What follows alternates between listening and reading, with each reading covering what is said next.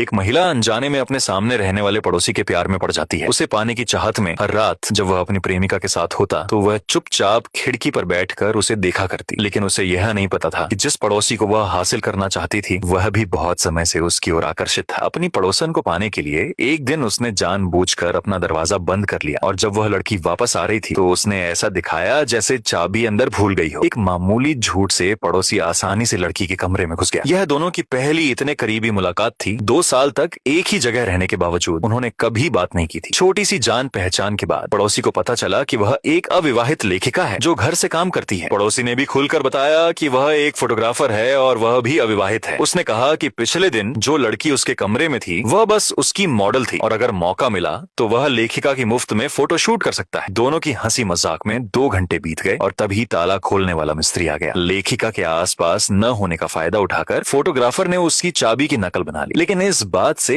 अनजान लड़की पड़ोसी की ओर खींचती चली गई। उसने पड़ोसी को चोरी छिपे देखने की अपनी भावनाओं को अपने उपन्यास में लिख डाला और उसके साथ बातचीत से उसे लेखन की नई प्रेरणा मिली। कुछ ही दिनों में उसने अपना उपन्यास आधा से ज्यादा लिख डाला और ऑनलाइन उसे काफी प्रशंसक मिले। उसके प्रकाशक ने भी उसे तेजी से लिखने के लिए कहा। प्रशंसक आगे की कहानी जानना चाहते थे और अगर वह तेजी से लिखती तो प्रकाशक उसकी पारिश्रमिक दोगुना करने को तैयार था। यह सुनकर लेखिका बहुत खुश हुई। अपने उपन्यास को और रोमांचक बनाने के लिए घर लौटते समय पड़ोसी के दरवाजे के पास से गुजरते हुए उसके मन में एक दबी हुई इच्छा जागी। अपने लेखन और अपनी भावनाओं को पूरा करने के लिए थोड़ा सोचने के बाद उसने पड़ोसी का दरवाजा खटखटा दिया। रात के अंधेरे में अकेले एक कमरे में दोनों एक दूसरे के इरादों को समझ रहे थे। जुनून के पलों के बाद लड़की ने पड़ोसी को हल्का सा चूमा और चली गई। लेकिन जाते ही पड़ोसी की आंख खुल गई और उसकी नजरों से साफ लग रहा था कि उसके लड़की के पास आने के पीछे कोई गहरा राज था। अपने पड़ोसी को पाने के लिए महिला ने सामने खड़े होकर अपने कपड़ों के बटन खोलने शुरू कर दिए और शरारत भरी मुस्कान के साथ उसे देखने लगी। आदमी भी पीछे नहीं हटा और उसने अपना स्वेटर उतार दिया। लड़की ने देखा कि वह बात में आ रहा है तो उसने बिना झिझक अपना कोट उतार दिया। अगले ही पल आदमी ने लड़की के दरवाजे पर दस्तक दी और जैसी उम्मीद थी दोनों के बीच आगे बढ़ते हुए